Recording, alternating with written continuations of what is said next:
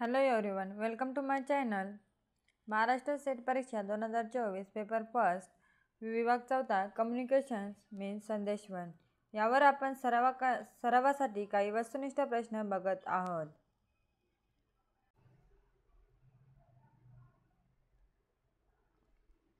प्रश्न क्रमांक 24.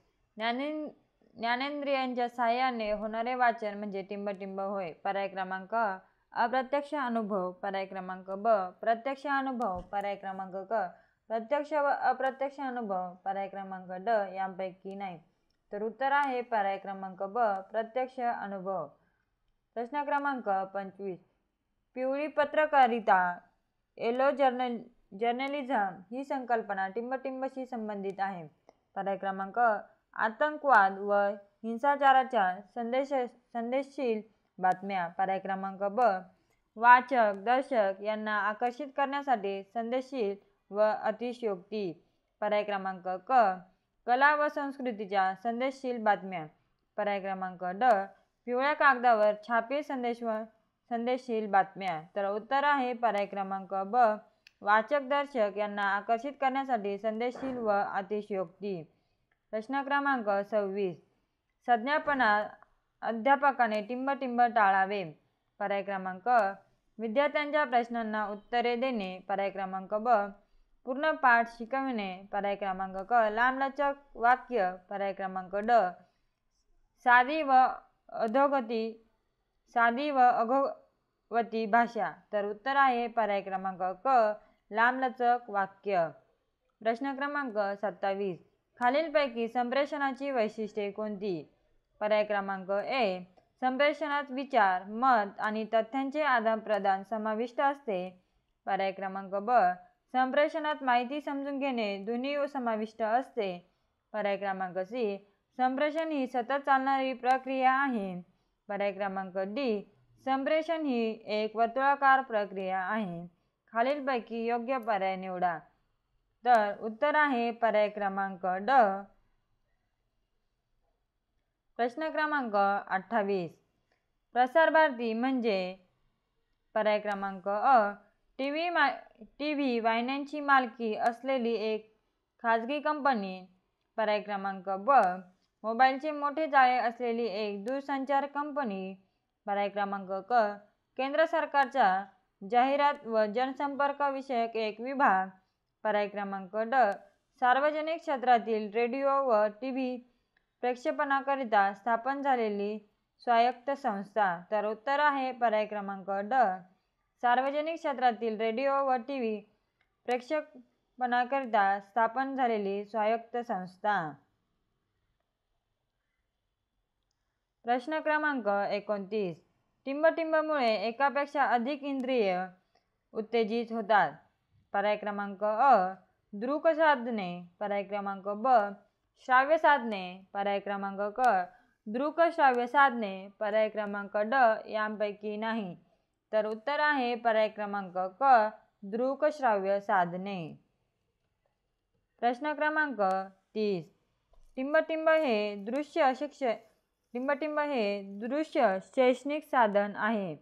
पर्याय क्रमांक रेडिओ. पर्याय क्रमांक ब. टेलिव्हिजन. पर्याय क्रमांक क. Tape record. पर्याय क्रमांक ड. तक्ता. तर उत्तर आहे पर्याय क्रमांक ड. तक्ता. प्रश्न क्रमांक 31. टिंबटिंब हे श्राव्य शैक्षणिक साधन आहे. पर्याय क्रमांक अ. Tape record. पर्याय क्रमांक ब. टेलिव्हिजन. पर्याय क्रमांक क. नकाशा. पर्याय क्रमांक ड. चित्रफलित. तर उत्तर आहे पर्याय क्रमांक अ. Tape record. प्रश्न क्रमांक 32. खालीलपैकी कोणते संदेशवहनाचे भौतिक अडथळ्यांचे उदाहरण आहे? पर्याय क्रमांक सांस्कृतिक भिन्नता. पर्याय क्रमांक ब. अनावधान. पर्याय क्रमांक क. शब्दांचे अवडंबर. पर्याय क्रमांक ड. अस्वस्थता. तर उत्तर आहे पर्याय क्रमांक ड. अस्वस्थता. प्रश्न क्रमांक 33. टिंबटिंब ही सर्वात परिणामकारक शैक्षणिक साधने आहेत. पर्याय क्रमांक दृश्य साधने. पर्याय क्रमांक ब. श्राव्य साधने पर्याय क्रमांक क दृक श्राव्य साधने पर्याय क्रमांक ड यांपैकी नाही.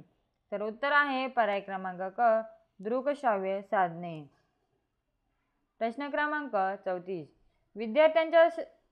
विद्यार्थ्यांच्या चेहऱ्यावरील हावभाव हा टिंबटिंब या संदेशवहन प्रक्रियेतील घटकांशी संबंध दर्शवितो. पर्याय क्रमांक संदेशवाहक, पर्याय क्रमांक ब संदेश, पर्याय क्रमांक क संदेश घेणारा, पर्याय क्रमांक ड संदेश देणारा. तर उत्तर आहे पर्याय क्रमांक क संदेश घेणारा. प्रश्न क्रमांक 35. जर संप्रेषण टिंबटिंब तर त्यातील अडथळे दूर होऊ शकतात. पर्याय क्रमांक अ सोपे आणि नेमके, पर्याय क्रमांक ब सोपे आणि मातृभाषेत असेल, पर्याय क्रमांक क मोठ्या आवाजात केले गेले, पर्याय क्रमांक ड पुन्हा पुन्हा केले गेले. तर उत्तर आहे पर्याय क्रमांक अ सोपे आणि नेमके.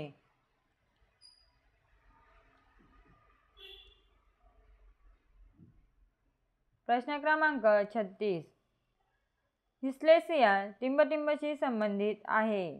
पर्याय क्रमांक मानसिक विकृतीशी, पर्याय क्रमांक ब व्यवहारासंबंधित विकृतीशी, पर्याय क्रमांक क वाचन विकृतीशी, पर्याय क्रमांक ड लेखन विकृतीशी. तर उत्तर आहे पर्याय क्रमांक क वाचन विकृतीशी. प्रश्न क्रमांक 37. खालीलपैकी कशाद्वारे संप्रेषणाचा प्रभावीपणा दिसून येतो.